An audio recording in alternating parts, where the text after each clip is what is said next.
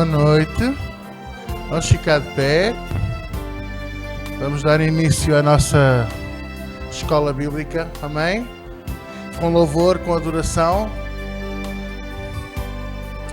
Renova-me, Senhor Jesus. Já não quero ser igual. Porque tudo que há dentro de mim necessita ser mudado, Senhor. Porque tudo que há dentro do meu coração necessita mais de ti.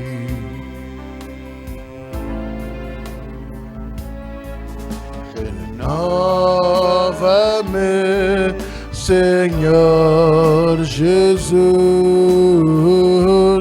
Já não quero ser igual. Renova-me, Senhor Jesus. Põe em mim teu coração, porque tudo que há dentro de mim necessita ser mudado, Senhor. Porque tudo que há dentro do meu coração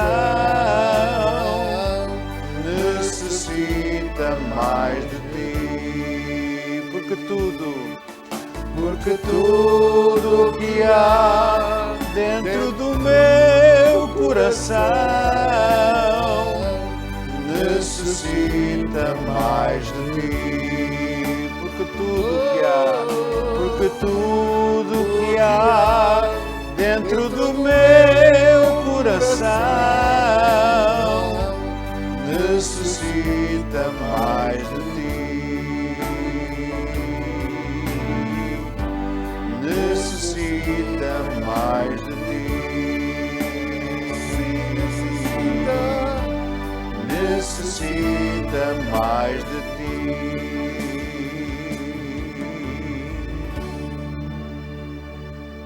Oh, aleluia. O teu amor.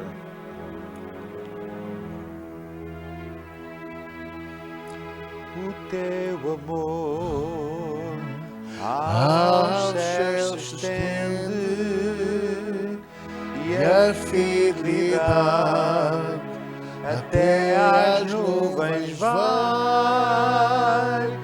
Tua justiça majestosa é como os montes,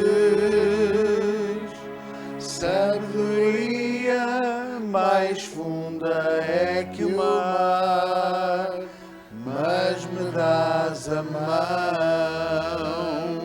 O teu amor enche o coração, encontro paz à sombra do teu perdão. Me satisfaço na abundância da tua casa, do teu rio de alegria beberei. Tu és meu rei. La xera la, xera la yarara, xera la, la xaya la yara, la xara la la la xaya la la,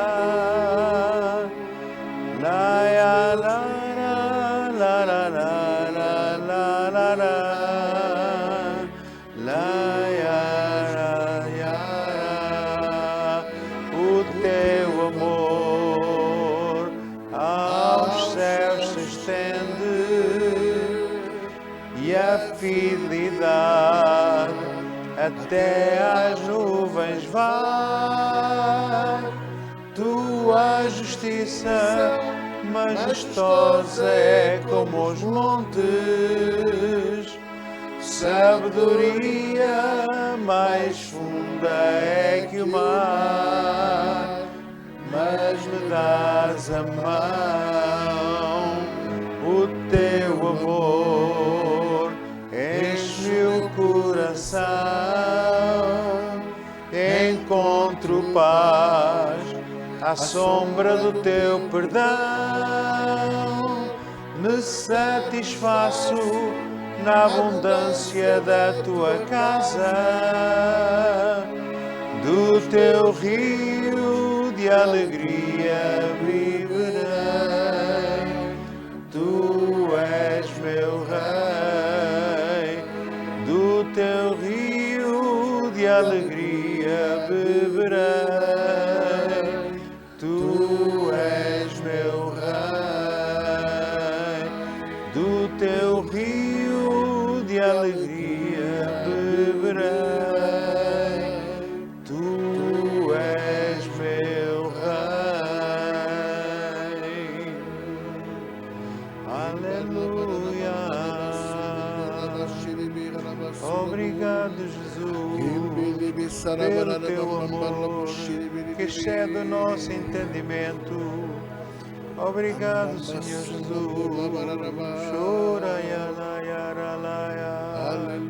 ora, te amo, Senhor, como tu não há.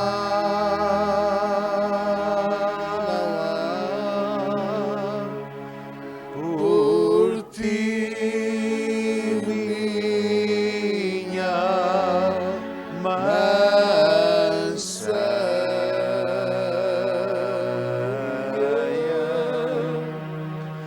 meu Deus e Rei, limpa o meu ser,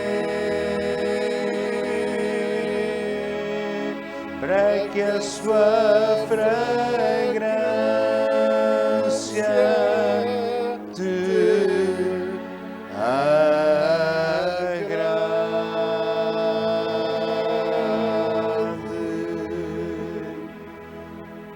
Aleluia.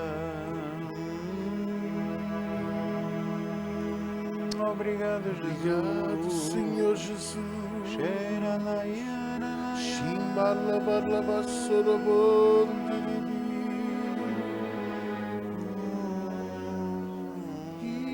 Iselelelele. Kim bam bam bam bam bam busulu bushirebe.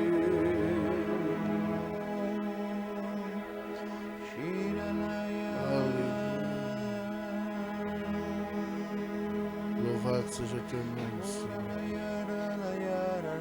Santo e justo e verdadeiro és tu, Jesus.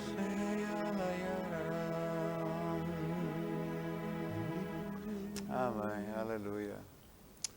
Glória a Deus. Amém? Podemos sentar. Amor, isso, exatamente. Já sabes o que é que eu quero. Obrigado. Agora.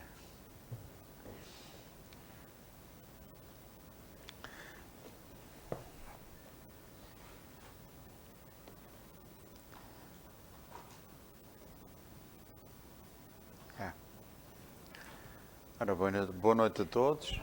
Não sei se está-se a ouvir. Tá?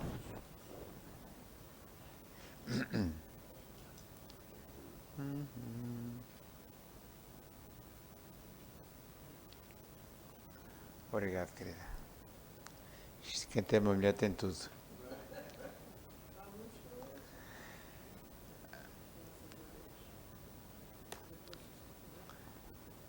Eu, quando casei com a Maria, pela primeira vez soube o que é que significa os dois serem um. Eu já não sabia o que era isso. Deus já sabia pela Bíblia. Os dois se tornam um.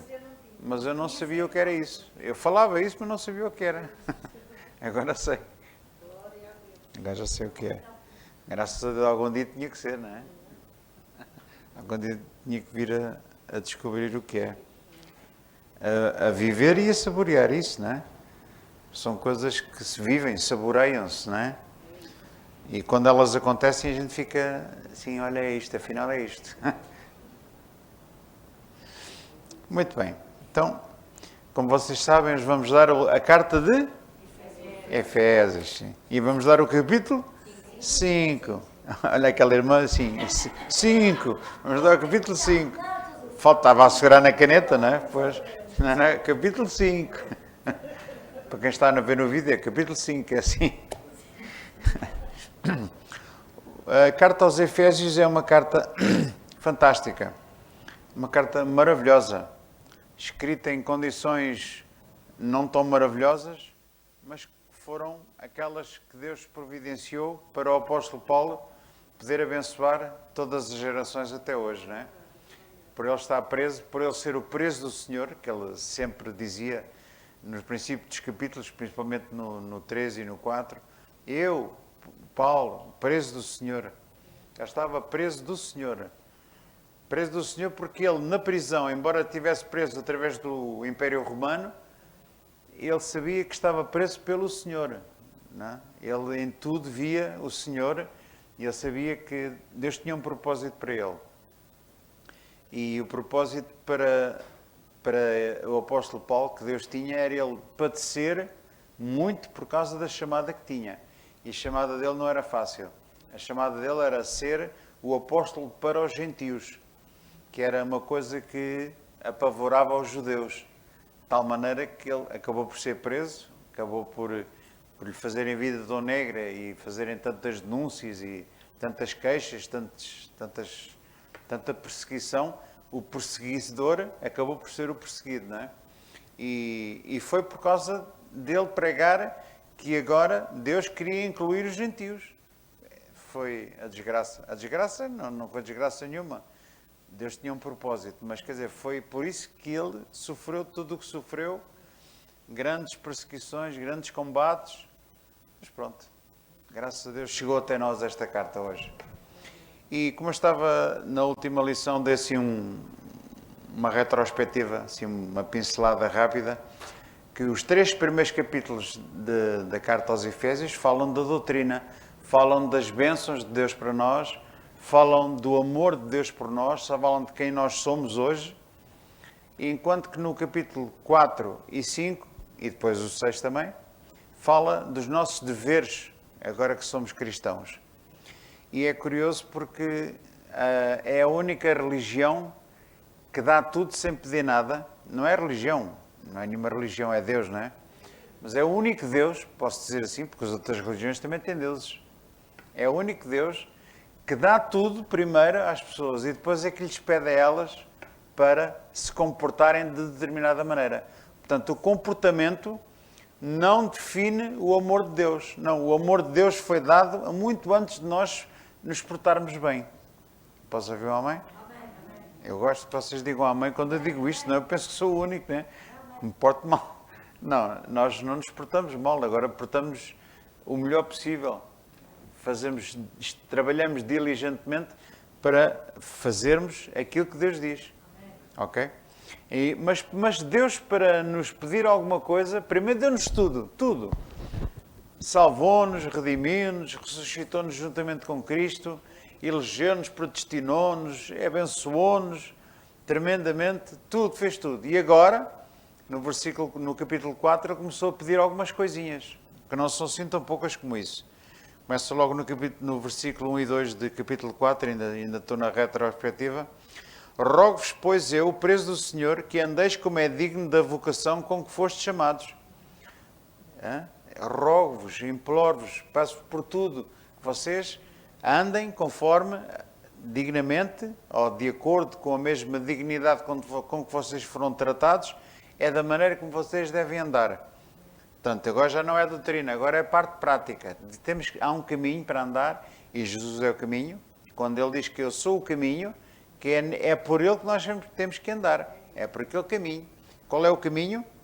É o caminho, segundo a vocação com que fomos chamados, que deve ser feito com, versículo 2, com toda a humildade e mansidão, com longanimidade, suportando-vos uns aos outros em amor, procurando guardar a unidade do Espírito pelo vínculo da paz. Isso já eu falei a semana passada, não vou falar outra vez. Agora, no capítulo 5, Deus, o apóstolo Paulo continua e agora começa a dizer que sede depois imitadores de Deus como filhos amados. Então como é que nós temos que andar? Sendo imitadores de Deus. Não é coisa pequena, sendo imitadores de Deus, não é? O apóstolo Paulo dizia, sede meus imitadores como eu sou de Cristo. Nós temos que imitar os homens de Deus com frutos, que isto é mesmo assim. Há muita gente, o outro é que dizia, olha para o que digo, não olhes para o que eu faço. Mas não pode ser assim. Nós precisamos de exibir frutos de bondade, os frutos que a Bíblia fala, os frutos do Espírito, não é? Os frutos, isto é, o fruto do Espírito. Não é os frutos porque não são muitos frutos, é só um fruto dividido em vários gomos, não é? Como a laranja, não é? É só uma laranja, mas tem vários gomos, não é? Assim é o fruto do Espírito. Tem vários, um deles é a mansidão, outro é a humildade, outro é a temperança, outro é benignidade, domínio próprio, ou temperança é domínio próprio, é temperança, é isso. Longanimidade, portanto, são 9 frutos, 9 partes do fruto, não é? E o amor, claro, que é o principal. Então, sede meus imitadores como filhos amados, e andai em amor, como também Cristo vos amou e se entregou a si mesmo por nós, em oferta e sacrifício a Deus em cheiro suave. Deus nos pede para nós andarmos em amor, porque Ele nos amou primeiro. Ele não pede nada sem primeiro garantir e mostrar-lhe que Ele o ama. Deus o ama. Repare que o apóstolo Paulo, no capítulo 3, orou pelos Efésios para que o amor de Deus fosse revelado a nós, para que nós pudéssemos saber e entender qual é a dimensão do amor de Cristo. O comprimento, a altura, a profundidade, como ele fala lá em Efésios 3, 16 em diante, para nós entendermos este amor, porque este amor foi-nos dado, foi revelado muito antes de nós merecermos, muito antes de nós podermos ser amados, muito antes de nós fazermos as coisas um bocadinho melhor como fazemos agora. Ele diz que nos amou de tal maneira que ainda nós éramos pecadores. Está lá em Romanos 5:8. Eu hoje vou dar aqui uns saltos ao lado, portanto vou pedir ali na regi para me acompanharem, me facilitarem aqui a vida, porque eu assim escuso estar aqui a abrir a Bíblia, que já poupo aqui um tempo. Em Romanos 5:8, vocês podem pôr o versículo ali à frente, se faz favor. Romanos 5:8.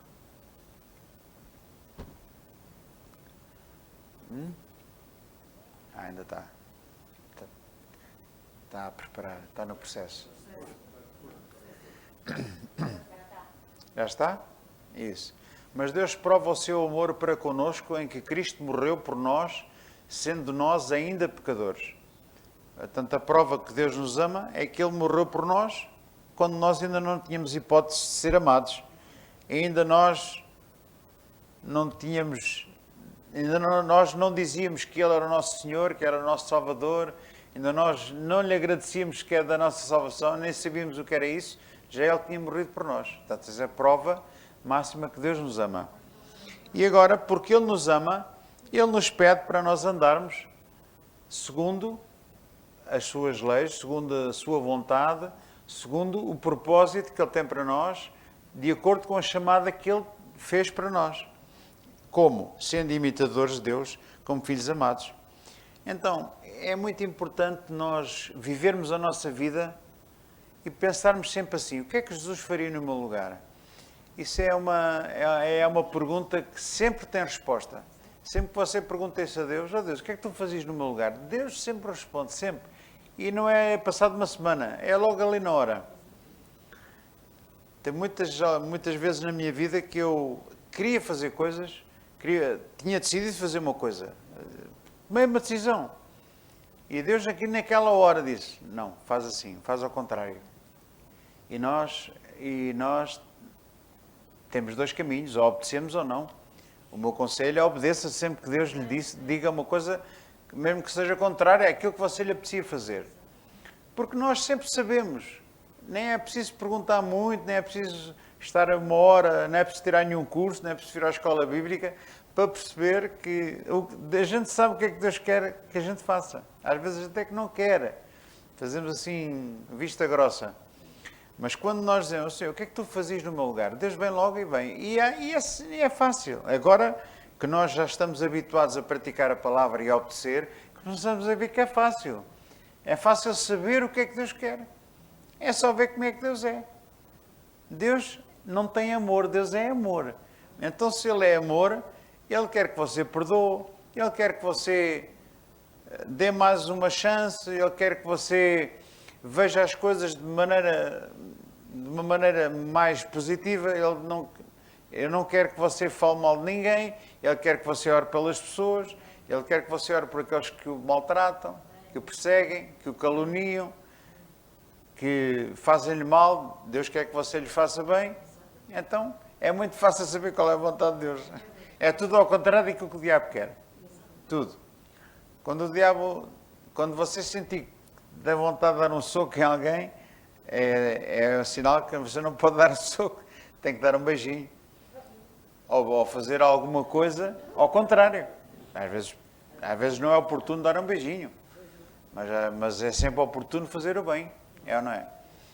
Não é em vão que está escrito em Romanos que a ninguém torneis o mal pelo mal, mas pagar o mal com o bem. Agir sempre em amor. É o que está aqui escrito, ser depois imitadores de Deus como filhos amados. O que é que Deus faz? Até com aqueles que o odeiam, que o mataram na cruz, que o crucificaram, o que é que Ele fez? Orou por eles. Pá, tem misericórdia. Que eles não sabem o que fazem, não é? Então é muito fácil ser de imitadores de Deus. É fácil, não é? É tão fácil, não é? É mesmo fácil, não é, irmãos? Não. É por isso é que Ele está aqui. Rogo-vos, eu, prisioneiro do Senhor, rogo-vos, imploro-vos. Não é fácil. Não é fácil fazer bem a quem nos faz mal, dizer bem de quem diz mal de nós. Não é nada fácil. A tendência é sempre fazer tudo ao contrário. Mas as boas notícias é que Deus já o capacitou, já lhe pôs à sua disposição o poder para você fazer isso. Amém? Deus já providenciou para que você não estivesse sozinho, para que você não fizesse as coisas de si próprio. Porque se você vai contar só consigo para fazer isso, você não vai conseguir. Você não vai conseguir orar para aqueles que falam mal de si, ou fazer bem àqueles que fazem mal. Não consegue. Até mesmo em casa, marido e mulher, não vai conseguir fazer isso se não for pelo poder de Deus. Você tem que contar com o poder de Deus, tem que contar com Jesus. Jesus tem que estar na sua vida, tem que habitar pela fé no seu coração, como está lá escrito em Efésios 3, para que Cristo habite pela fé no vosso coração e para que possais compreender qual é a altura, a profundidade, a largura, o comprimento do amor de Deus que excede todo o entendimento. Se não for com Cristo na nossa vida, ninguém vai conseguir. Ninguém. Só com Cristo, só com o poder do Espírito Santo é que nós conseguimos ser imitadores de Deus. Não há outra hipótese, não há outro caminho. Isto não chega só a ter a conversa de cristão, não chega só a vestir a farda. Alguns a farda é a fato e a gravata, não é? Mas não chega só a isso, não chega a ter uma Bíblia, ou, neste caso é um tablet, não é? Não chega sequer a estar aqui em frente a um púlpito, não chega a nada disso. Tudo o que é exterior não tem valor se no interior não estiver lá a capacitação, não estiver lá o propósito, o motivo. Não há hipótese. Não. Nós podemos enganar as pessoas, mas a Deus ninguém engana, não é verdade? Jesus, quando se aproxima da figueira, que ele estava com fome e viu uma figueira que tinha folhas, e a figueira estava a dar um sinal que tinha fruto. E Jesus estava com fome, dirigiu-se lá para comer. mas só viu folhas. E o que é que Jesus fez? Amaldiçoou aquela figueira. Disse, nunca nem mais ninguém coma fruto de ti. Porque a figueira era mentirosa, era hipócrita. Tinha sinal que tinha muita folha, mas não tinha figos, não tinha fruta. E há muito cristão, e eu já fui um deles, eu já fui. Eu não tenho problema nenhum em dizer isso, porque eu sei que eu me glorio nas minhas fraquezas. Nós somos, em nós próprios, somos muito fracos, não temos nada. Eu já fui uma altura que tinha muita parra e pouca uva. Pouca uva não tinha nenhuma. Ou as uvas que eu tinha não eram uvas boas, não eram. Dava maus frutos. Mas ninguém sabia. Mas o mais engraçado é que ninguém sabia se eu dava maus frutos ou não. Toda a gente, pastor Zé António. Só que os títulos não impressionam ninguém. Nem o diabo, nem a Deus, nem a mim. Olha, a mim os títulos também não... Senhor Apóstolo. Isso a mim não me diz nada. Nem nunca me disse. Para ser muito franco, quando eu às vezes falava com apóstolos ou pessoas assim, a mim não me impressionava um bocadinho. Nada. Porque, não sei porquê, se calhar habituei-me a olhar, não com os meus olhos carnais, mas a olhar com olhos de Deus, com os olhos de Deus. Eu olhava para as pessoas assim. Mas também isto era tanto para um grande cargo, ou um grande título, como um título daqueles pequeninos. Nunca me fiquei impressionado com os grandes títulos, nem com os pequeninos, porque havia indivíduos que tinham grandes títulos e não havia nada. E havia uns que tinham um título pequenino e a mim também não me levava a mim a tratá-lo como um pequenino. Não. O amor sempre trata os outros superiores a si próprios. Não é verdade? É assim. Para ser imitadores de Deus, é assim. Jesus não teve por usurpação de ser igual a Deus, mas tomando a forma de homem, fez-se um servo, serviu os outros, lavou os pés aos discípulos. Esse é ser imitador de Deus. Então, nós precisamos de dar frutos, e há muito cristão que tem muita folha, muita parra, muito dinheiro, muito aparato, muitas coisas fantásticas, mas aquilo depois tudo espremido, não adianta nada. Quando a gente vai lá à procura de um fruto assim, tipo mansidão, havia tudo menos mansidão. Caramba, aquilo quando aquilo apertava, Jesus, aquilo era terrível. Eu ficava assim a pensar, olha que rico homem de Deus, sim senhora. Mas isto não pode ser uma crítica para os outros, tem que ser uma autocrítica também. Nós precisamos de nos criticar a nós próprios. Porque a Bíblia diz, aquele que se julgar a si próprio não será julgado. Mas aquele que não se quer julgar vai ser julgado pelos outros. Então nós precisamos fazer uma autocrítica, assim, mas que raio de homem de Deus é este que não tem mansidão nenhuma nesta área? Nós precisamos nos analisar. É isso que a Bíblia fala, para a gente se analisar a nós próprios. Não é analisar o outro, é analisarmos a nós. Vermos como é que a gente responde, como é que a gente fala. Na verdade, este capítulo 5 e o princípio do 6, nada mais é para que nós, como cristãos, possamos pregar com a nossa vida. Não é com palavras. As palavras são muito bonitas, mas não chega. Essas palavras às vezes são sem conteúdo. Então precisamos mais pregar com a nossa vida do que com as nossas palavras. Eu não preciso dizer que sou quando sou. Porque quem é, não precisa dizer que é. Isto parece um trocadilho, não é? Mas é assim, eu não preciso dizer que sou. Eu sou assim, eu sou assado. Não preciso dizer.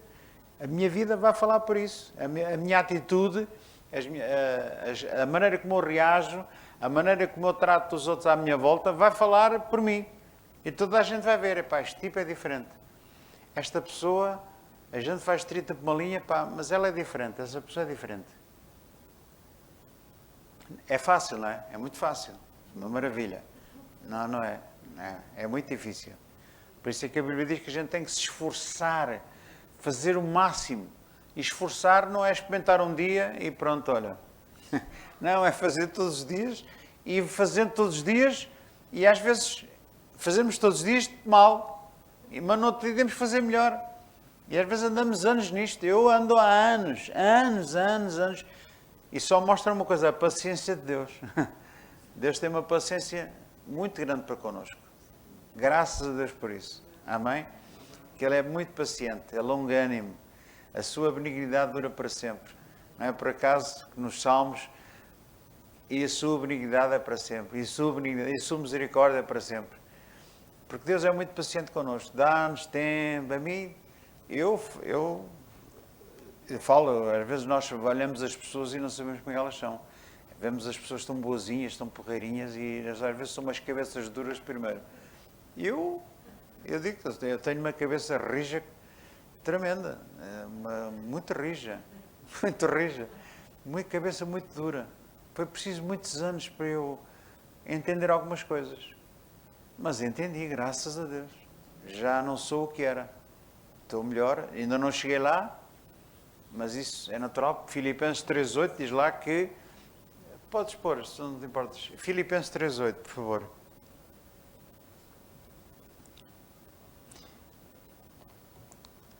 É como eu disse, vamos dar aqui umas voltas ao lado de Efésios. Hoje estou a dar a carta de Efésios ou não. Efésios ou outra que venha a talho de foice, não é? É isso. Na verdade, tendo também por perda todas as coisas pela excelência do conhecimento de Cristo, meu Senhor, pelo qual sofri a perda de todas estas coisas e as considera como escória para que possa ganhar a Cristo. É lá o versículo 12. É a pessoa minha que eu... Por favor. É isso, era o 12. Não que já a tenha alcançado ou que seja perfeito, mas prossigo para alcançar aquilo para que fui também preso por Cristo Jesus. Será que eu já alcancei? Não. Mas o que é que eu faço? Prossigo, vou para a frente, não desisto. Hoje falhei, amanhã vou fazer melhor. Amanhã posso falhar? Posso. O que é que eu vou fazer? Vou fazer outra vez, vou melhorar. Temos que melhorar. Mas para isso tem que haver um esforço da nossa parte. Não é Deus que faz tudo. Deus não vai fazer tudo. Deus já vai fazer mediante o esforço que você fizer também. Porque se você se puser a jeito para o mal, não há nada que Deus possa fazer. Mas se você se puser a jeito para o bem e confiar em Deus, eu digo, Senhor, eu não consigo. Basta só você dizer, Senhor, eu quero ser melhor, mas eu não consegui naquela área. Deus vai ajudá-lo. E isto é em tudo o que você pode imaginar. Precisamos ser melhores. Melhores como seres humanos. Na verdade, nós somos seres humanos. Jesus é o exemplo de um ser humano perfeito. Porquê? Porque ele era Deus, mas era homem, 100% homem. E era 100% de Deus. Portanto, Jesus é o homem que Deus quer que você seja. Ele tentou fazer isso com Adão, não conseguiu. O primeiro Adão. Jesus é considerado o segundo Adão. É o exemplo da nova humanidade, da nova criação. Por isso é que quem está em Cristo é uma nova criatura. E quanto mais obedeço a Deus, mais humano eu me torno. Às vezes as pessoas assim mais religiosas parece que têm um bocado de dificuldade em entender estas coisas. Mas há muita gente que não vem à igreja, que é um ser humano, e tem muito mais de Deus neles do que muita gente que vem à igreja. Muita gente. E agora? Mas aquela pessoa não está salva. Sabe lá você se não está salva. Quem somos nós para dizer que está salvo ou não está? Só Deus é que pode dizer se está salvo ou não. Porque ele não recebeu Jesus. E depois? Eu conheço pessoas que fizeram a noção de salvação, receberam Jesus e são do pior que pode haver. Enganam, roubam, fazem treta de uma linha. Então, isso não tem nada a ver. Ok? Então, quanto mais imitadores de Deus somos, mais humanos nos tornamos. Mais naquele ser humano, como Jesus era, nos tornamos. E para isso precisamos do poder de Deus, precisamos da ajuda de Deus, porque sozinhos não vamos lá. Posso ouvir um amém, irmãos? Versículo 13. Agora uma série de coisinhas pequeninas que Deus fala aqui para nós nos livrarmos. Mas a prostituição e toda a impureza ou avareza nem ainda se nomeia entre vós como convém a santos. Nem torpezas, nem parvoíces, nem chocarrices que não convêm, mas antes ações de graças. Porque bem sabeis isto, que nenhum devasso ou impuro ou avarento, o qual é idólatra, tem herança no reino de Cristo e de Deus. Ninguém vos engane com palavras vãs, porque por estas coisas vem a ira de Deus sobre os filhos da desobediência. Portanto, não sejais seus companheiros. Como vê, há aqui muita coisa para nós praticarmos, para nós nos livrarmos, para termos cuidado com as nossas palavras, cuidado com os nossos comportamentos, cuidado com os nossos pensamentos. Isto é uma lista muito grande. Diz, porque o fruto do Espírito está em toda a bondade e justiça e verdade. Há muita gente que pensa que o fruto do Espírito, quais são os frutos que um cristão deve dar? E há muita gente que pensa que dar muitos frutos é ter muito dinheiro, ter uma casa nova, ter um carro novo. Mas há muita gente que é assim. Há pastores que lutam e para os irmãos que vivem em casas alugadas ou arrendadas, para eles terem uma casa própria. Eu sei como é que é. Já tive muitas igrejas e há pastores que lutam e dizem, o meu irmão tem uma casa arrendada, o irmão tem que ter uma casa própria. E é uma luta, e oram por aquilo, e fazem 30 de uma linha, até jejum por isso, para ter uma casa própria. Porque ter uma casa própria, ter dinheiro, ter um carro novo, ter todas essas coisas, ter uma roupa nova, ter um fato novo, do bom e do melhor, uns sapatos bons, tudo. Para eles isto é o máximo. Às vezes, há quem diga, né? Mas assim, conforme nos vêm, assim nos tratam. Né? Mas eu não gosto muito desta máxima. Não gosto. Não concordo com ela. Fica já a saber. Não concordo, porque não é o que você veste, não é o carro que você conduz, não é o dinheiro que você tem na carteira que o define assim como ser humano. Não é. Nós, na sociedade em que vivemos, claro que ajuda um bocado o visual, a maneira como uma pessoa se apresenta, claro que ajuda, mas não o define como ser humano. Porque eu conheço gente de gravata e de fato, e que tem Mercedes, e que quando se irrita, meu Deus, aquilo cai o Carmo e a Trindade. Não parece nada ter um Mercedes. Até parece que saiu de um Fiat 600 com um fato rasgado. Parece um sem-abrigo. E aos olhos de Deus, é um sem-abrigo. Porque Ele diz, tu pensas que tens dinheiro, que és rico, mas és um miserável, e cego, e nu, e sei lá mais o quê. Miserável. É verdade, há pessoas que são sem-abrigos, de fato, e gravata, e de Mercedes, e de casas novas, e com dinheiro no banco. Mas são os miseráveis. Porquê? Porque o fruto que eles apresentam não tem nada a ver com aquele fruto que Deus espera. Deus espera frutos, mas as pessoas também esperam frutos. Há frutos que são para Deus. Há frutos que são para si. E há frutos que são para os outros.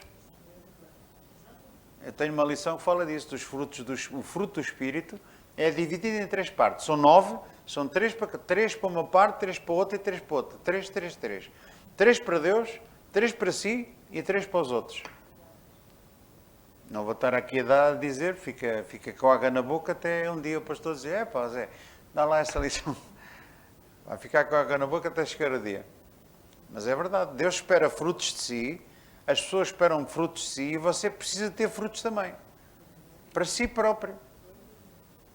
Para você ser feliz. Olha, a paz é um deles. Você precisa de paz, é para si. E esta. A fé já é para Deus. Você precisa ter fé para Deus, porque sem fé ninguém lhe pode agradar. Posso ouvir uma amém? Bondade, benignidade é para quem? É para os outros. Longanimidade é para os outros. Qual é o que é para si? Outro, a sem ser a paz. Domínio próprio. Domínio próprio é das coisas mais preciosas que você pode ter. E as pessoas não ligam nenhuma a isso. Domínio próprio é a pessoa agarrar-se com unhas e dentes quando tem vontade de fazer uma coisa e não a faz. Agarra-se e segura-se. A Bíblia diz que é mais importante um homem com domínio próprio do que um herói que conquista uma cidade. Mais importante é o homem com domínio próprio do que o herói que conquistou aquela cidade, ou uma nação. Veja bem, para Deus é assim que funciona. E nós temos Temos que ver as coisas como Deus as vê. Ser imitadores de Deus é isso. É nós pensarmos como Deus pensa. Vermos as coisas como Deus as vê. Então nós precisamos ter frutos. Mas para ter frutos, nós precisamos de acabar com isto tudo que Deus está aqui a dizer. Deus não nos pede nada para tirar, para o nosso mal. Deus, quando nos diz para as pessoas deixarem a prostituição, a impureza, as palavras parvas e chocarrices que não convêm, mas antes ações de graças, e deixar a avareza e todas essas coisas que Deus nos aqui, do versículo 3 e 4, que nós devemos deixar e lutar contra isto para acabar de uma vez para sempre. Nunca vai acabar de todo, mas a gente vai melhorando. Hoje a gente falhou, caímos ali, mas a gente levanta-se e vamos fazer melhor. E Deus está-nos a querer tirar isto, não é para o nosso mal, é só para o nosso bem. Porque quanto mais nós formos mais parecidos com Cristo, quanto mais nós formos imitadores de Deus, mais abençoados nós somos. Mas muito mais. Ora bem, versículo 7 diz lá, portanto não sejais os companheiros. Portanto, as companhias são muito importantes. Porque noutro tempo, versículo 8, estou a ler Efésios 5, versículo 8. Porque noutro tempo erais trevas, mas agora sois luz no Senhor. Andai como filhos da luz. Andar, a viver, praticar. Como eu disse, a nossa vida é uma pregação. Você prega no seu trabalho, você prega na sua família, você prega no trânsito, a conduzir. Eu estou a falar no trânsito, foi uma luta que eu tive muito grande, mas graças a Deus, pelo poder de Deus e pela misericórdia e pela graça de Deus, consegui melhorar, já consigo mandar muita gente para o céu. Antigamente mandavas para o outro lado, agora mandas para o céu. É verdade. Agora já os abençoo, enquanto na altura não os abençoava. Fazia outras coisas. Mas irritava-me, sobretudo, era para mim. Portanto, há aqui uma série há aqui várias facetas do fruto, que não só eu se calhar comportava-me mal à frente dos outros, mas eu depois é que ficava mal. Porque quando você se irrita, você não está a prejudicar ninguém, a não ser você próprio. Esta que é a realidade e a verdade. Quando você tem um comportamento menos digno, não é alguém que você está a querer atingir. O primeiro a ser atingido é logo você e eu. Somos nós. Nós é que pagamos as favas. A Bíblia diz lá em Eclesiastes, quando se abre uma brecha, salta uma serpente. É um versículo, agora não vou estar à procura disso, não tinha preparado este versículo, mas é quando se abre uma brecha no muro, salta uma serpente. Isto é, quando você falha, quando você erra no seu comportamento para com alguém, porque o nosso comportamento sempre envolve terceiros, sempre envolve gente à nossa volta, é no trabalho, é na família, é no trânsito, é em qualquer lugar, envolve outras pessoas. Quando você falha no seu comportamento, ou por palavras, ou por ações, ou até por pensamentos, o que é que você fez? Abriu uma brecha. E o que é que salta do lado da brecha? A Bíblia diz que salta uma serpente. E a serpente o que é que faz? Morde-lhe. E a serpente, quando morde, tem veneno. E quando o veneno entra na circulação, no sistema sanguíneo, paralisa. Tem neurotoxinas, então paralisa a pessoa. A pessoa fica paralisada. Como é que é isso, pastor? Paralisada como? Paralisada na sua vida espiritual. E a nossa vida espiritual é que rege tudo o resto. Tudo o resto. Ok? Se você estiver bem espiritual, tudo o resto vai andar bem também. Emocionalmente e até fisicamente. É assim.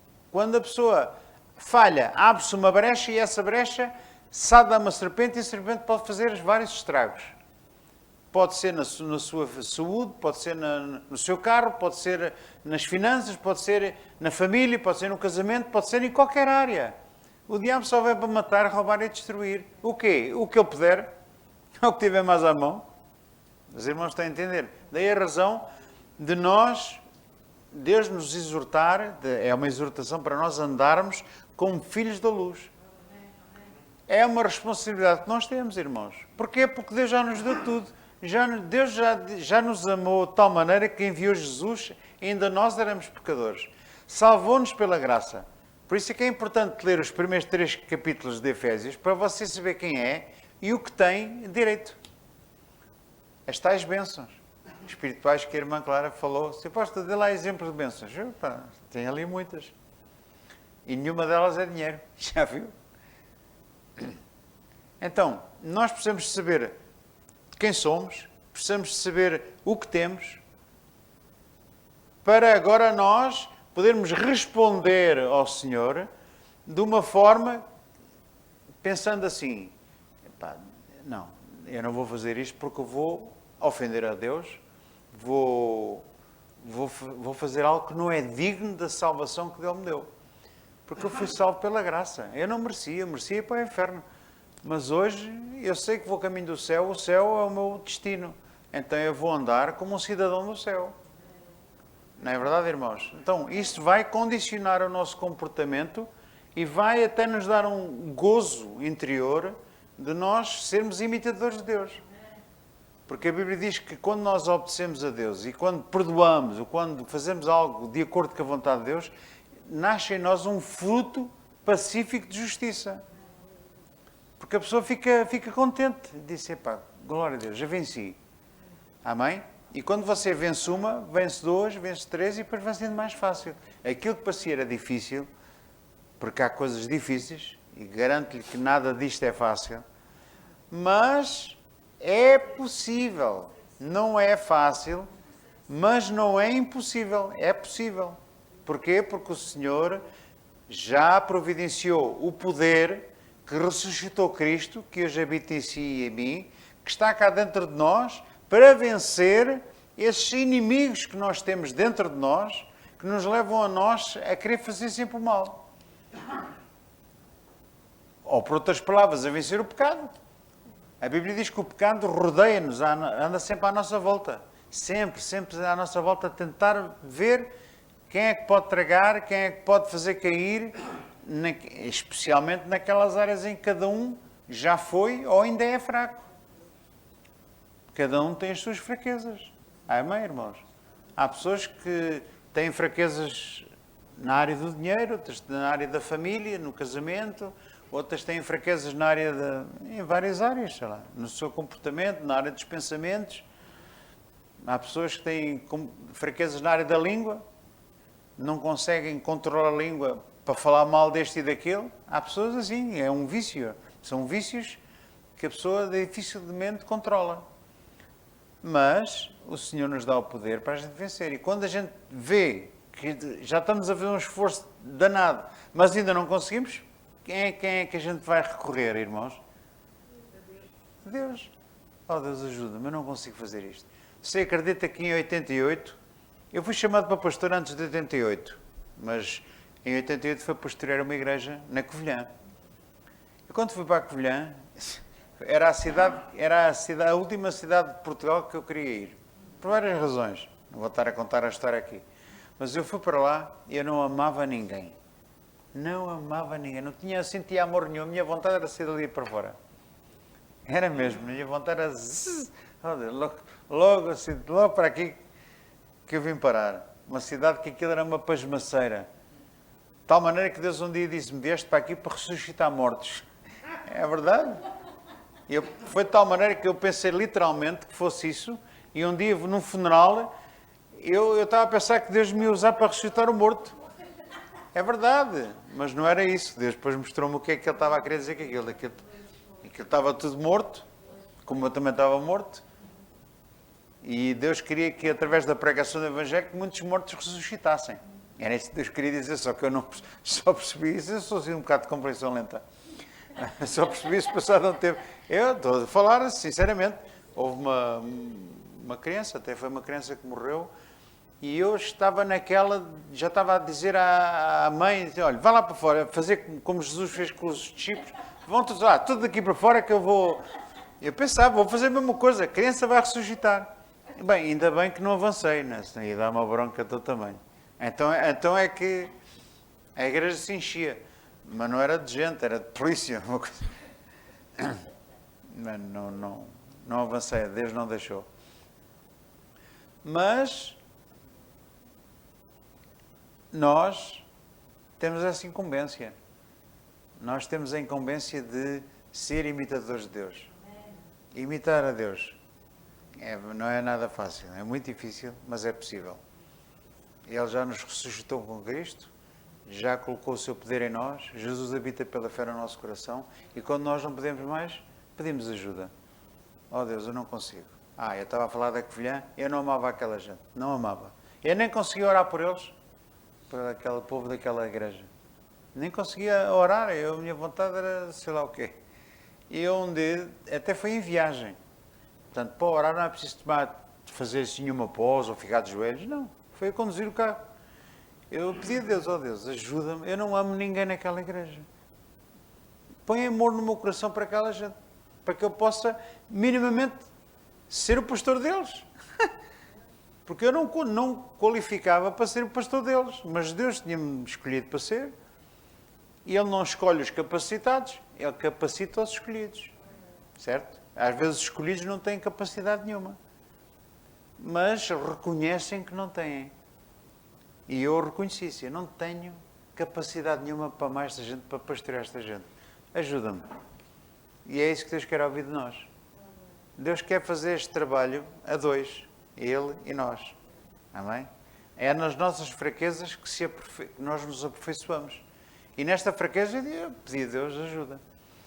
E no outro dia acordei e de repente comecei a pensar nos irmãos da igreja e comecei até a visualizar a cara deles e apeteceu-me orar por eles. Comecei a orar por aquilo, e já estava a orar com um sentimento completamente diferente.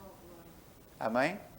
Irmão, estas coisas de andar e ser imitadores de Deus, você tem que desejar. Você tem que querer, tem que desejar, tem que chegar a um ponto e querer mesmo ser assim. Porque se você não tiver esse desejo, é mais difícil. Agora, quando você tem o desejo, mas não consegue, mas tem o desejo, é meio caminho andado. Deus lá faz uns perlim-pimpins, que eu não sei como é que é, mas é sobrenatural. Deus muda o seu coração. Deus muda a sua maneira de ser, Deus muda os seus gostos, Deus muda a sua mente, Deus começa a moldá-lo e a aperfeiçoá-lo e você começa a ser melhor, começa realmente a sentir aquilo que não sentia antes. Pastor, mas isto é tudo pela fé, não é preciso sentir. É preciso sentir, é. Então, para uma pessoa amar a outra, tem que sentir também. O que é isso de não sentir? É tudo pela fé. Não, mas a gente tem que juntar à fé, tem que juntar várias coisas. Porque aqueles que vivem só na fé, fica tudo muito incompleto. Só fé é uma coisa muito seca. Há pessoas que têm muita fé, mas são secos como as palhas.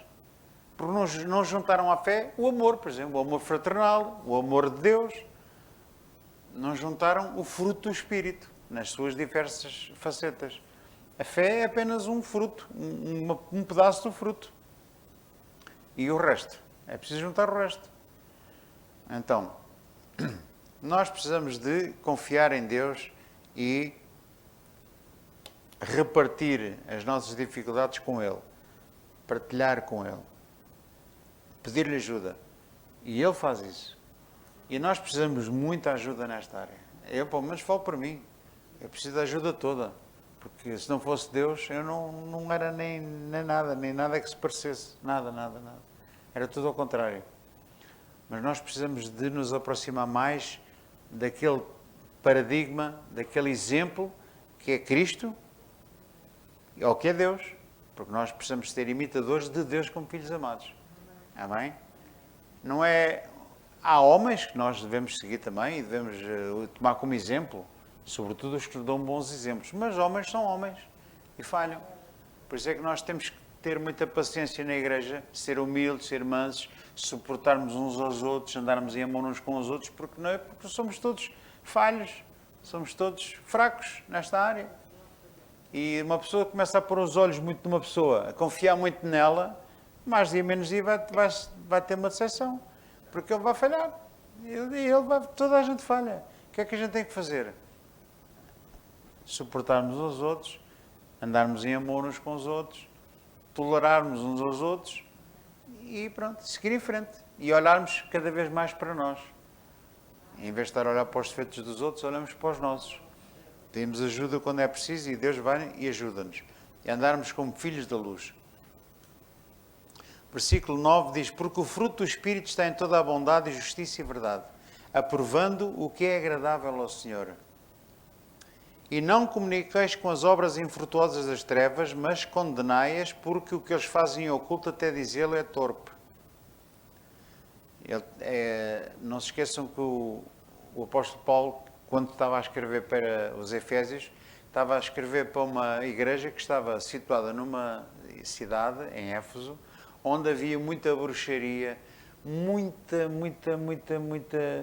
ocultismo, muita coisa que eles faziam em oculto, como aqui a Bíblia diz, que até aquilo que eles faziam em oculto, até dizer é torpe, porque eles faziam muita coisa, sei lá, até matar crianças. Mata-se crianças em nome do oculto, para terem poder, bruxos e feiticeiros, e sei lá mais o que. Comem coisas que não devem, tomam banho em sítios que não devem, e é uma confusão que até dizê-lo é torpe, não é? Até dizer essas coisas, até quase pensar nisso até traz-nos repulsa. E por isso que eles estavam a escrever para um povo que vivia no meio dessa lixarada toda, não é? Muitos se arrependeram, mas ainda viviam lá no meio daquilo tudo. Versículo 13 diz: mas todas estas coisas se manifestam, sendo condenadas pela luz, porque a luz tudo manifesta. Por isso diz: desperta tu que dormes, e levanta-te dentre os mortos, e Cristo te esclarecerá. Portanto, vede prudentemente como andais, não como nécios. Nécios é idiotas, nécios é previnhos, não é? Mas como sábios, remindo o tempo, portanto, porquanto os dias são maus. Por isso não sejais insensatos, mas entendei qual seja a vontade do Senhor. Em tudo, em todas as coisas na sua vida, em tudo, não é? Na sua vida, no seu país, na sua igreja, você tem que estar sempre muito atento e muito alerta, muito sensível àquilo que é a vontade de Deus para si. É um exercício que você precisa fazer cada vez mais.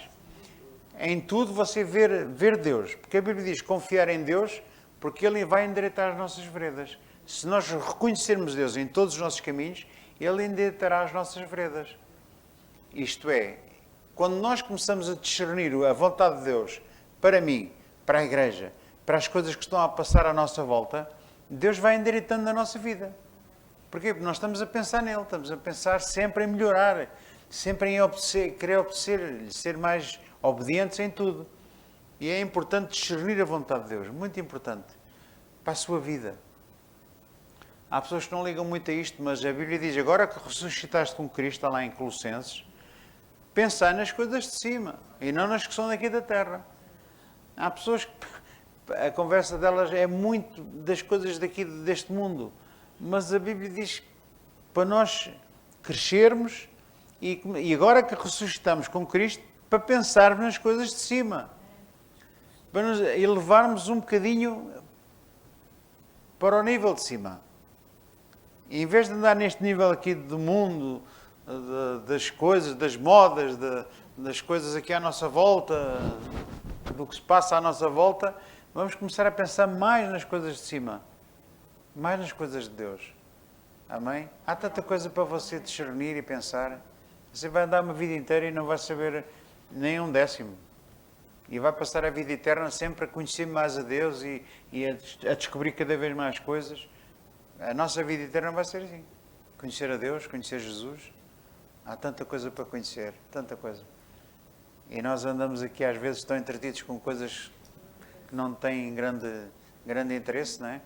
Vamos começar a pensar mais nas coisas de cima.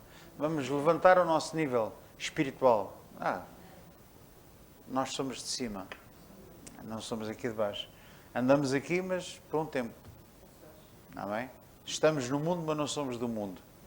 Nós somos lá de cima da glória. Posso ouvir um amém, irmãos? Versículo 16 reunindo o tempo por quantos dias são maus, por isso não sereis insensatos, mas entendei qual seja a vontade do Senhor. Qual é a vontade de Deus para a minha vida? Qual é a vontade de Deus para a sua vida? Qual é a vontade de Deus para a sua família? Qual é a vontade de Deus para aqui, para este mundo, para a sua igreja onde você está? Qual é a vontade de Deus? Isso é o pastor é que tem que saber. Não, mas nós estamos aqui para o ajudar. Amém? Nós estamos aqui para saber qual é a vontade de Deus. É expandir o reino de Deus. Mas para isso nós temos de estar disponíveis. É ou não é? Começa por você saber qual é a vontade de Deus para a sua vida.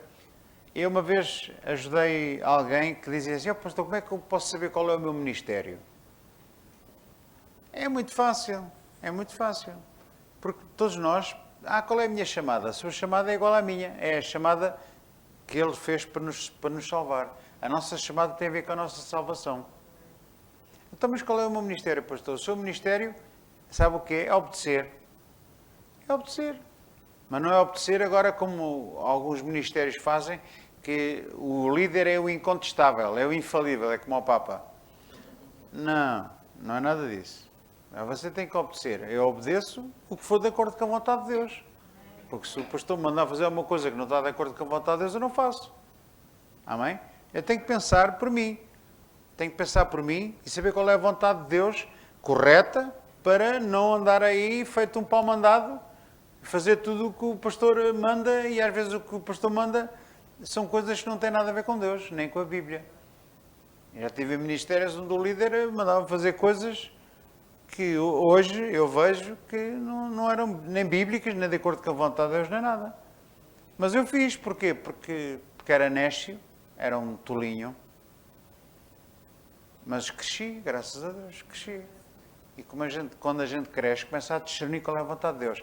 Mas, independentemente disso, há pessoas que dizem, pastor, mas eu não sei se Deus tem um ministério para mim, ou de pastor, ou disto, ou daquilo. Há pessoas que são levantadas, não é?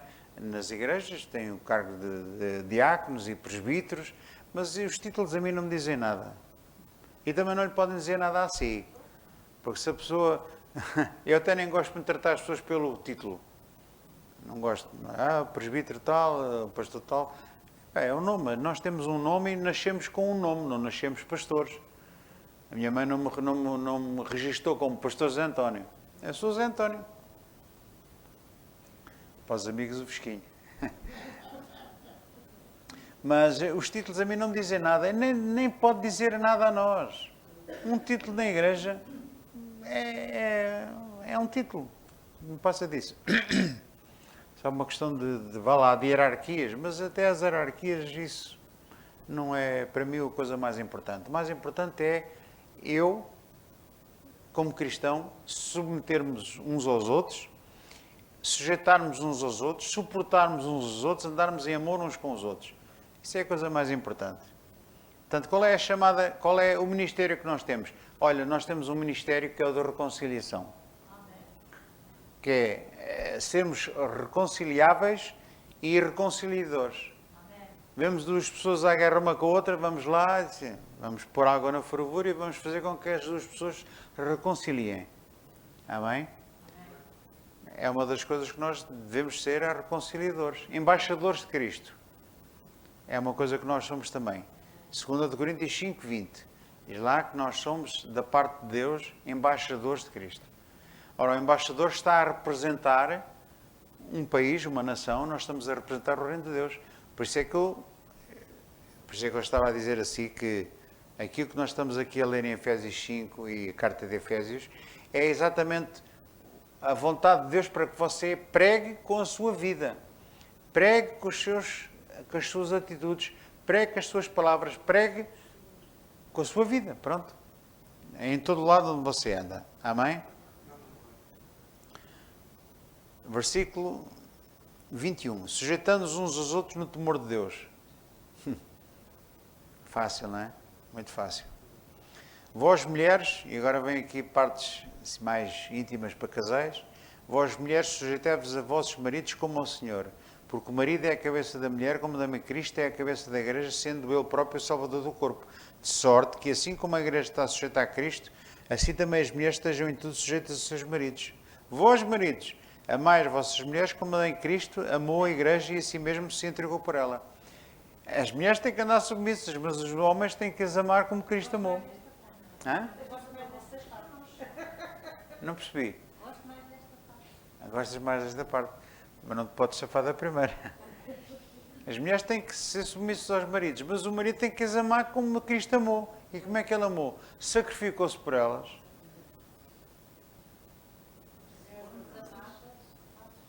O homem tem que amar a mulher e sacrificar-se por ela. É o que está escrito. Agora também vos digo, nada disto se pode fazer se não for pelo poder de Deus. Nenhuma mulher se consegue submeter ao seu marido se não for pelo poder do Espírito Santo. E nenhum homem consegue sacrificar-se para a sua mulher se não for pelo poder do Espírito Santo. Esqueçam lá isso. Não há submissão possível sem o poder de Deus. Versículo 28. Assim devem os maridos amar as suas próprias mulheres como os seus próprios corpos. Quem ama a sua mulher, ama-se a si mesmo. Porque nunca ninguém odiou a sua própria carne, antes a alimenta e sustenta, como também o Senhor à Igreja. Porque somos membros do seu corpo, da sua carne e dos seus ossos. Por isso deixará o homem seu pai e sua mãe e se unirá à sua mulher e serão os dois numa só carne.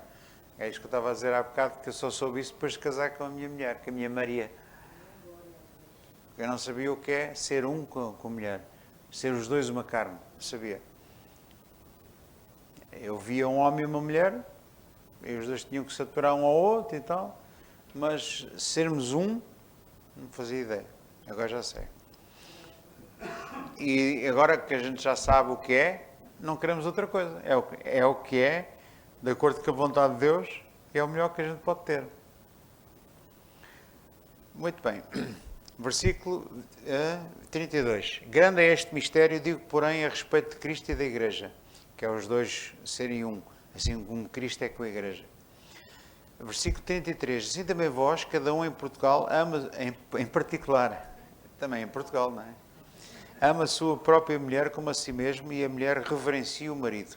Versículo 1 de capítulo 6 até o versículo 9, porque ainda está dentro desta parte prática. Vós, filhos, sede obedientes a vossos pais no Senhor, porque isto é justo. Honra o teu pai e a tua mãe, que é o primeiro mandamento com promessa. Versículo 2, capítulo 6. Efésios 6, versículo 1 e 2. 1, 2 até ao 9. Honra o pai e a mãe. Isto hoje em dia não se fala muito, nem muito nas igrejas e na sociedade, então ainda menos. Os filhos obedecer aos pais, não é ao contrário, os pais têm que obedecer aos meninos. Os meninos é que mandam. Fui. E ai do pai que levantar a mão para o filho para lhe dar um tal. Se alguém vir, aquilo é uma desgraça. É a violência doméstica. É assim. É a educação moderna, estas novas modernices. O que é certo é que nós, como filhos, precisamos de fazer isto, honrar o pai e a mãe. Não estamos a viver com eles. Eu, por acaso, vivo com a minha, não é? Me honro. Antes de vir para cá, tive-lhe a dar o jantar, deitei-a, fica descansadinha, e ao domingo é a mesma coisa. Antes de vir para cá, levanto, vai à casa de banho, dou-lhe o pequeno almoço, depois quando chego, dou-lhe o almoço, e é assim. Já lá vai o tempo em que era ela que fazia isso a mim. Agora sou eu que faço a ela.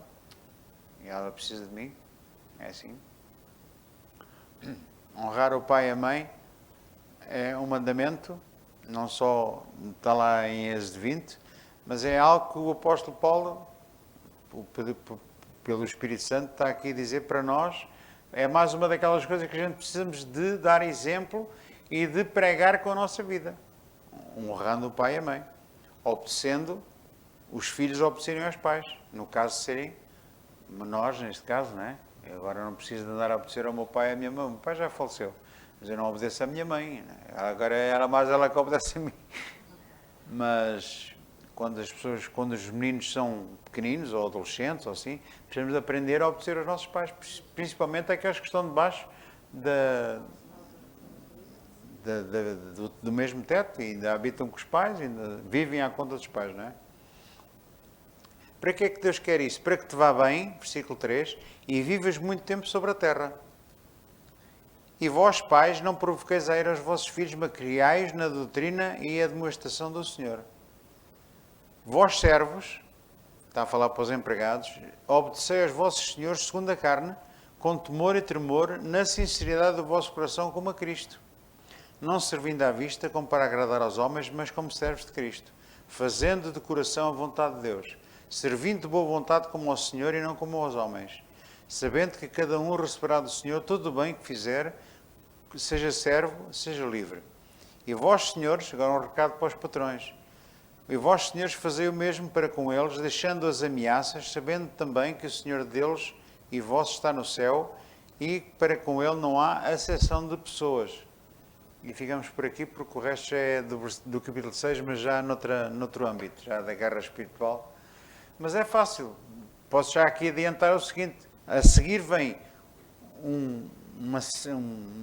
era quase meia epístola aqui a falar de guerra espiritual. Porquê? Porque quando você decide ser bonzinho, quando você decide fazer o mais possível, ser imitador de Deus, quando você decide, ainda não consegue, mas decidiu, eu vou fazer isto. Epá, prepare-se. Prepare-se. Vem daí uma guerra desgraçada. Porque o diabo, que está aqui nestas regiões à nossa volta, viu o que é que você anda a fazer. Viu o que é que o Zé António lhe pregou na sexta-feira. E falou, assim ensinou. E você agora diz, pá, realmente preciso ser melhor. Vou-me esforçar, vou ler isto melhor, vou-me esforçar, eu quero ser melhor. Então prepare-se para a batalha espiritual. Por isso é que o apóstolo Paulo diz, olha, a nossa guerra não é contra a carne e o sangue. Porquê? Porque é certo e sabido que o diabo vai levantar gente, pessoas, que você às vezes nem espera, para lhe fazerem vida negra, para atazanarem o juízo, para fazer você cair, exatamente naquilo que Deus não quer que você caia, ou naquilo que Deus já o avisou. Porquê? Porque Ele sabe que no momento que você cai, abre-se a tal brecha, a serpente vai e morde. E vem para matar, roubar e destruir. É tão simples como isso. Hã? 18. Eclesiastes 18. Qual é o versículo? Espera aí, eu abro aqui. Eclesiastes. Espera bem. Se eu consigo ver... tenho aqui os óculos. Muito bem. Esta Bíblia tem Eclesiastes, tem. Está a ver que este tablet não tinha. 18, não é? Exato. Quem abrir uma cova, nela cairá. E quem romper um muro, uma cobra o morderá. Quando a pessoa faz algo que não deve, abriu uma cova. Para ele próprio. Não é para o outro, é para ele próprio. E se ele não se põe em pó, cai nela. Por isso é que quando as pessoas fazem o mal, você deve orar por elas, porque elas estão a abrir covas para caírem lá. É uma questão de tempo. Você não precisa fazer nada. Quem anda a querer fazer mal, ou fazer vida negra, ou atazanar o juízo lá no trabalho, ou qualquer coisa, você tem dois caminhos. Ou deixa andar, ou então ora por eles a pedir misericórdia. O ideal é fazer isso. Senhor, tem misericórdia dele. Não lhe imputes esse pecado. Porque ele, se você não intercede por ele, ele vai cair na cova que abriu. Ou a cobra vai mordê-lo a ele. E ninguém gosta de ver alguém mordido por uma cobra. Ninguém gosta de ver ninguém cair numa cova. Pelo menos a Bíblia diz que o amor não se regozija com o mal, mas regozija-se com o bem. Não é verdade? Para nós sermos imitadores de Deus, não podemos ficar contentes quando o mal acontece aos outros. Então temos que orar para prevenir que essa pessoa que nos fez o mal não caia na cova ou a cobra não lhe morda. Mas isto é só para explicar que o capítulo 6, que fala de guerra espiritual, é a guerra que vai desencadear quando você propôs no seu coração obedecer a Deus. Ser um bocadinho melhor do que você tem sido até agora, ou melhorar ainda mais. É aí que a guerra vai ser uma guerra desgraçada. Uma guerra acesa. Porque o diabo vai se usar de gente e você tem que estar atento que a sua guerra não é contra a carne e o sangue. Porque há gente que lhe vai querer fazer mal e você, mas que mal é que eu fiz àquela pessoa? E você não está a perceber nada. Sim, ó Senhor, abra os olhos. Como a Bíblia diz, não sermos necios, mas entender qual é a vontade do Senhor. Qual é a vontade de Deus? É que você entenda que aquela pessoa que se levantou contra si, sem razão nenhuma, são pessoas que não têm razão nenhuma para nos fazer aquilo, mas fizeram. E a gente fica confuso. Pá, mas que mal é que eu fiz àquela pessoa? Você não fez mal, não tem nada a ver com fazer mal, tem a ver é com aquilo que você quer fazer para Deus. Porque você quer ser melhor para Deus e o diabo vai querer fazer a vida negra. Vai querer fazer cair ou na cova ou então abrir a brecha para a cobra o morder. Porque quem a cobra o mordendo, você fica paralisado. Deixa de dar frutos. Fica paralisado, não faz nada. Tem que ir para o hospital. É assim. Então, veja a quantidade de coisas que nós precisamos de melhorar e de entender que se Deus nos está a dizer estas coisas todas é só para o nosso benefício. Porque quando nós fazemos isto, lhe garanto que Deus vai cuidar de si. Você não tem que ficar preocupado com nada. Porque Deus vai cuidar da sua vida. Deus vai andar consigo, vai suprir as suas necessidades, vai abençoá-lo. Você não tem que se preocupar com mais nada. Descansa em Deus, pode esperar em Deus, que a Bíblia diz que as suas forças serão renovadas. Espere em Deus. Seja imitador de Deus, como filho amado. Amém? Proponha no seu coração ser melhor amanhã do que aquilo que foi hoje. Você hoje já foi melhor, já venceu alguma área, amanhã vai vencer mais ainda. E veja agora quais são as suas fraquezas. Analise. Sente-se calmamente e veja, pá, tem que melhorar aqui, aqui, aqui. Um casal tem que olhar e dizer, eu tenho que melhorar, não, tenho que ter mais paciência, tenho que amar mais a minha mulher, tenho que me sacrificar mais por ela. E a mulher também pensei, pá, vou honrar o meu marido, vou reverenciá-lo, vou submeter-me a ele, só pelo poder de Deus. Irmãos, só pelo poder de Deus, é verdade. Se nós vamos pensar que vamos sozinhos fazer isto, estamos tramados. Não vamos conseguir. Vamos desistir antes de começar. Mas pelo poder de Deus, você vai conseguir, vai vencer, em nome de Jesus. Amém? E pronto, vamos ficar por aqui e vamos orar.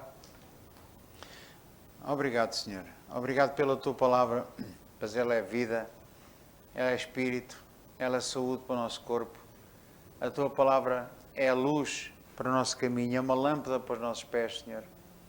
A Tua palavra é viva e eficaz, Senhor.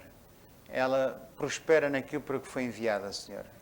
Eu te peço que estas palavras que foram hoje proferidas, Senhor, que elas não voltem para trás vazias, mas elas prosperem, Senhor, para mudar tudo aquilo que necessite ser mudado. Porque a Tua palavra nos confronta connosco próprios, Senhor. Nós é como se nos estivéssemos a ver ao espelho quando estamos diante da Tua palavra. E nós conseguimos ver as nossas fraquezas, conseguimos ver os nossos defeitos, conseguimos ver as áreas que precisam de ser trabalhadas. Dá-nos a força, Senhor, para nós vencermos. Dá-nos a força para melhorar, para nos esforçarmos, Senhor, para pôr em prática tudo aquilo que nos dizes, Senhor. Para nós deixarmos tudo aquilo que desagrada e podermos adicionar a nós tudo aquilo que te agrada, Senhor. Desenvolver em nós aquilo que te dá prazer. Desenvolver em nós aquilo que te faz alegre. Em nome de Jesus. Obrigado pela Tua paciência. Obrigado pelo Teu amor.